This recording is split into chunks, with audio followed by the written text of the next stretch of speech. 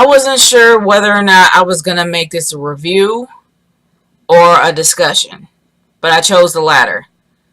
I have not a clue what is going on with WrestleMania 34.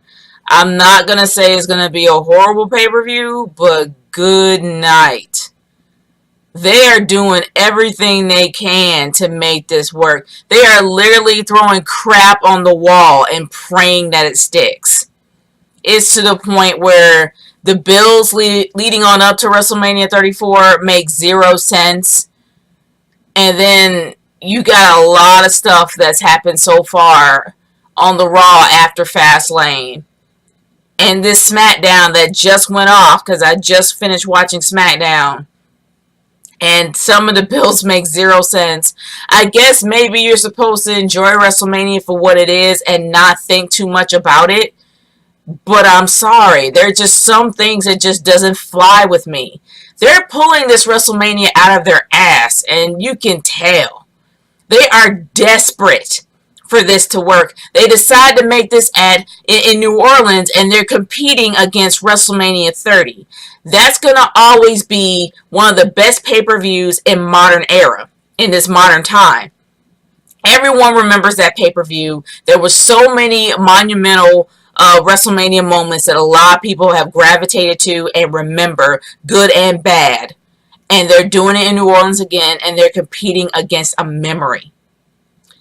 That has to be extremely challenging. But the sad part is, during that time of WrestleMania, well, not WrestleMania 30, but around WrestleMania 32 was the year of injuries. Everybody was injured. They barely had any means to build up their card because everything they planned just suffered because everybody was injured. That's understandable. You got WrestleMania 34. You got 2 full rosters on both sides, and you're barely using the people that you got. It makes 0 sense. Rusev has been in random matches every single night, and sometimes he hasn't even been on SmackDown at all. He doesn't even have a match yet. With Roman Reigns, I'm sorry. I don't give a crap whether or not his promo seems to be either a work or a shoot, but it sounded stupid coming out of his mouth. Everybody knows for years that Roman Reigns was Vince's guy. He was the one that he picked. He was the one that he shoved down everyone's throat to be the babyface. He was the one that was truly Vince's guy because they did everything come hell and high water to put this guy over as a babyface, and it never worked. They're still doing it now. It makes 0 sense to do that at all. Mainly because he's still hated. Even when he was with the Shield, he got a little bit of respect because he was with the Shield. But now the Shield is dead and gone, and it's dead, dusted, not coming back. You got Roman Reigns again, trying to win over the crowd, trying to go off script, seemingly, even though Vince gave the go-ahead for the things to say. But it's a given that they're trying to push him as a babyface, and it's not working for me. It's not. Because let's be real. Brock Lesnar has already had everything done with this contract. His obligations are no more. He does not have to be at WrestleMania if he doesn't want to because he fulfilled his contract. And honestly, I wouldn't care if he's there or not because I know he's on his way out. And the biggest thing, everyone's known for years what they're planning on doing with Roman Reigns. Everyone knows that they're trying to have him so far become the conquering hero, him conquering the F5 and taking the title. We already know how it's going to end. So a lot of people just like the journey there because even though we know it's going to be a very predictable pay-per-view, or at least a predictable main event, we just like the journey there. But it's just to the point where it is too hard to grasp onto it because we know that Roman Reigns by far is Vince's guy. And the fact they say, oh, he says he's temporarily suspended, please. We know that you guys do not want them to touch for a while. But honestly, I have seen Roman Reigns versus Brock Lesnar at WrestleMania 31, and I was not impressed at all. I'm not going to be impressed for this pay-per-view. I'm not going to be impressed for the main event of WrestleMania. Hands down, I'm not, because that match was not that great. The only thing that was a saving grace of that main event for WrestleMania 31 was the cash-in by Seth Rollins. That was the only thing that saved it, because that pay-per-view was average. It wasn't horrible, but it was average. The main event was not that great. The main event of 32 was not that great. And 33 was definitely not that great. It's a given that Roman Reigns does not know how to carry a match. He's getting better, but he wasn't there yet for those past main events. Now he's going up against Brock Lesnar again. It's going to be like 31. But despite all that, you got Raw, and some of the things that happened on Raw makes no sense at all. I have never been so angry with Nia Jax's storyline. I've never been so pissed in my life. Mainly because it is lazy booking. You're going to fat shame her? A few people call her fat and big. Oh my gosh. She's going to triumph. She's going to be good for the big girls. Are you serious? What is this, high school? You could have picked anything else for Nia to conquer. But it has to be about her weight. It has to be about how she looks. It has to be her conquering the fact that she's fat shamed. How lazy are those writers? I'm sorry. That is completely lazy and pathetic. There's so many things they could have done with Nia and built her up in a different way than that. Especially with Alexa Bliss. Alexa Bliss is probably like the cheerleader in high school that you couldn't stand because she would always talk crap about you behind your back. We know this already. And come on, since when have they done hidden cameras? How long has it been since GTV? A very, very, very long time ago. Nobody does that anymore. No one. And if they're going to do an interview, and they were supposed to interview, but then somehow they have the mic on, but then don't point out don't point out the camera, seriously? Honestly, lazy. Laziness. Very, very lazy. And then she's getting her confidence back by beating up a jobber. Come on. We know that when it comes to people are being pushed like the Bludgeon Brothers, we know that they're going to be fed jobber chow for at least a few months. We know this. How are you going to get your confidence back over somebody you know you can conquer? Really? And speaking of someone conquering, I really don't. I mean, I love Braun Strowman. I love Braun. But I hate how he's booked. Mainly because he is so freaking cartoony. It is ridiculous. He is like a bad guy straight out of Tom and Jerry. Seriously, he is a cartoon villain. It is ridiculous how cartoony he is. And this guy is supposed to be the unstoppable monster among men. It's laughable at times of what they do with him. It really is. There's so many other ways that they can flex how strong he is than making every match he's in cartoony. I'm sorry. It's ridiculous. And the fact that they had Braun Strowman by himself in a tag team match, I guess a tag team battle royal, and practically buried the entire division. So he can come out to go to WrestleMania for the tag team titles when he has 2 belts on his shoulders. Are you kidding me? Are you kidding me here? It's the most ridiculous thing I've ever heard in my life. And you're trying to push people to watch WrestleMania. I know that you're into the whole sports entertainment thing, but seriously? Oh my gosh. And don't get me on SmackDown. SmackDown's been suffering for months. The only saving grace they've had so far was Fastlane. And Fastlane could have been a throwaway, but it was fun. I'm not going to lie. It was a fun pay-per-view. I've already had my review. I haven't put it up yet, but I will. But honestly, this SmackDown made no sense to me. Number one, the one thing I am hoping for, the one thing I am looking forward to for the SmackDown side is definitely AJ Styles versus Nakamura and Charlotte versus Asuka. My only thing that pisses me off about the WWE as a whole is that they constantly keep giving Shinsuke and Asuka the mic. It's damn near insulting. You know they can't speak English very well, but then all of a sudden you have them on the mic, you have some jerk fans in the audience screaming, what?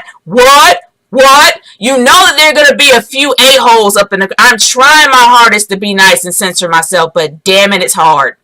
It's hard, because I have never been more annoyed in my life over stuff like this. The fact that you have Asuka and Shinsuke who cannot speak English very well. Shinsuke is doing better, so is Asuka, but not to the point where they're coherent in some of their words. They're getting better, but it seems like it is a joke.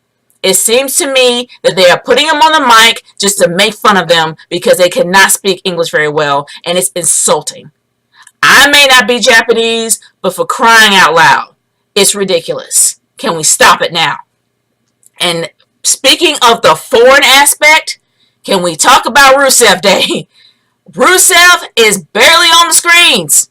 He is barely on SmackDown Live. And when he's in a match, it doesn't matter at all. The guy is ridiculously over. It's a given that the fans want to see him in a match that counts for WrestleMania. We haven't gotten that yet. Not even close. They're so busy trying to push gender to the moon. They're so busy trying to push Randy Orton to the moon. And speaking of Randy Orton, they kind of switched the whole thing around. When it came to Fastlane, talking about instead of talking about the top 10 list that somehow got erased because it was just as stupid as people thought it would be, they decided to make it, oh, Randy Orton wants to be a Grand Slammer. Are you serious? How can you be a Grand Slammer if you didn't win the Universal title ever? Now, correct me if I'm wrong. You only become a Grand Slammer if you received every belt that the roster has that is active. There's one active belt that he has not gotten, and that is the Universal title. How can he be a Grand Slammer if he didn't get that title? And please don't tell me that doesn't count, because that belt is not retired. It counts. And honestly, they're still trying to book Randy Orton as a babyface when it's a given that he is a dickish heel. For crying out loud, you had Asuka and you had Charlotte out there in a very intense moment, and then here you go with Randy Orton's music, having him come down and literally just treating them like they're nothing. Why are you making this your babyface? There's a lot of frustrations that I have for the build of WrestleMania 34 because they're doing their best to compete with a memory. Instead of trying to make it their own and trying to make it fresh and new, they keep trying to rehash the old and make it better than the past. Just accept the fact you had a great pay-per-view in WrestleMania 30, the first title was in New Orleans, and stop trying to make it. Stop trying to recreate that magic, because you can't. It's bad enough they have a huge roster that is actually active at this point, unlike the ones on WrestleMania 32, when everybody was injured at the time. You have an active roster, a full roster that you can use, and you just can't do that. And gosh, I'm trying not to make this a rant video, but it is, and I don't forget. I'm not going to apologize for anything. I'm not. Then, after all the hullabaloo, it's hard to censor myself, people, because I'm really pissed at this, but after all that, when it comes to getting Chyna in the Hall of Fame, I'm forgiving Ivory, even though I think that Ivory should have had her Hall of Fame moment years ago. But the fact that all that without having Chyna even in it, you decide to have the Fabulous Moolah and literally put her back in the spotlight. And I know she's been gone for years. I get it. She's been dead for years. I get that. But the fact is that you're making the Fabulous Moolah Battle Royal for the women at WrestleMania to give the mid-carders something to do. But I'm telling you, WWE is not even listening, but still, the fact that the WWE has done everything they possibly could do to stay away from anything related to Moolah because of the controversy that is pretty much kind of stamped on her name right now. I'm not even going to go into detail what it is. You guys look it up on Google. It's there. You can look it up. But we know what she did. Well, at least what she allegedly did. We don't have any proof, and I'm not going to say she did it, but there is a huge rumor and a huge bad stamp on her name right now. They did everything they could a few years back. Actually, no, probably last year. Either 2016 or 2017. Sometime last year. Maybe. When it came to the Mae Young Classic. They pretty much put Mae Young on a giant pedestal. They put her on a pedestal made of gold and platinum and diamonds. when it came to the Mae Young Classic, talking about Mae Young, saying she's one of the pioneers that pushed everybody forward, ignoring Moolah because Moolah had a lot of stigma to her name. So they decided to ignore her and put Mae Young on a giant pedestal. Now, for some strange reason, here comes Fabulous Moolah with the Moolah Classic, or the Fabulous Moolah Classic, for the women at WrestleMania to give the mid-carders something to do. They're doing everything they can to get people to talk about this pay-per-view. That means that this pay-per-view is suffering in the worst possible way. They barely have a card together. They barely have any matches that work. They have no idea Brock is going to even show up, let alone be in a match. And The Undertaker, oh, don't get me started on The Taker. Because as much as I love Taker, Taker is past his prime. Any match that he's in now is garbage. The match that he was in with Roman Reigns was not that good. Roman could not carry him. Hence why they chose Cena. And unfortunately, this was supposed to be at 32, but Cena was injured. Taker cannot go anymore. The guy just had hip surgery. He is 52 years old. He can barely move, let alone barely punch. I don't give a crap how many times he exercises. He is tired. The man needs to retire and stay gone.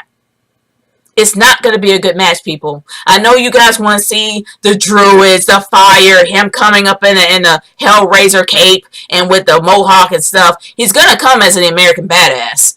Hence why they put Kid Rock in the Hall of Fame. Don't get me started on that, because I can rant all day on that garbage. Seriously. It is not like that guy ever in this lifetime ever contributed to the company except for people using his music. That's my opinion of that. And honestly, you're going to put him in the Hall of Fame instead of Cyndi Lauper, who was pretty much a pertinent role for the Rock and Roll Connection. And instead of putting her in there, you're going to put Kid Rock instead? Speaking of Kid Rock, you got Jeff Jarrett in there too. Jeff Jarrett? All I know is that WWE are doing their best to create all types of controversy just to get people to watch the show and talk about it because they have nothing to talk about. They're doing their best to get everyone to start talking about, have coffee talk and cooler talk about what's going on WrestleMania 34, what's not, and it's working. That's the part that sucks the most. It's working. As pissed off as I am for the build, for some of these matches that are poorly done storyline-wise, how cartoony Braun Strowman is, how the Hall of Fame makes no damn sense, because it seems like somehow it's somewhat of a financial game. Like, whoever has the biggest wallet can get in the Hall of Fame. And don't get me started on the Warrior Award. I've already talked enough about that, and I'm not going into that anymore. But the fact of the matter is, it just seems like that the Hall of Fame is now a popularity contest. This WrestleMania is trying to compete with a memory, and they are pulling everything out of their ass to pray that it works. I pray that it does. The last thing I want is WrestleMania to go down in flames. But honestly, it just seems like everything is kind of falling apart. Hence why everything seems so quickly thrown together. But sometimes when you actually throw crap on the wall, sometimes it does stick, and sometimes it works. That's probably the worst analogy that I ever came up with, but all I can say is this. Train wrecks sometimes come out to be pretty decent. Okay, that sounds morbid. Never mind, bad analogy. All I can say is that things that always start off as chaos can sometimes come in order in the very end. Like any type of event you try to prepare for, like if it's a birthday party, a New Year's Eve party, what have you, things start off chaotic at first, but then it all comes together in the very end. I am hoping that'll be the case here, but man, is this going to be a really rough journey to get through. But honestly, y'all... that's pretty much it for my rant. I never thought I was going to be ranting about this, but yeah, it had to be said. It had to come out. And I'm not even sure if this is a discussion. It's probably more like a rant. But other than that, y'all, I want to hear your thoughts. I want to hear your thoughts about Raw. I want to hear your thoughts about SmackDown so far. I want to hear your thoughts about your opinions of WrestleMania 34. Because honestly... I really feel that this is a thrown together pay-per-view. I don't think it's a throwaway, but I'm not sure if it's worth 8 hours of watching. But other than that, y'all, I want to hear your thoughts. Leave in the comments below. I will see you later. Peace out.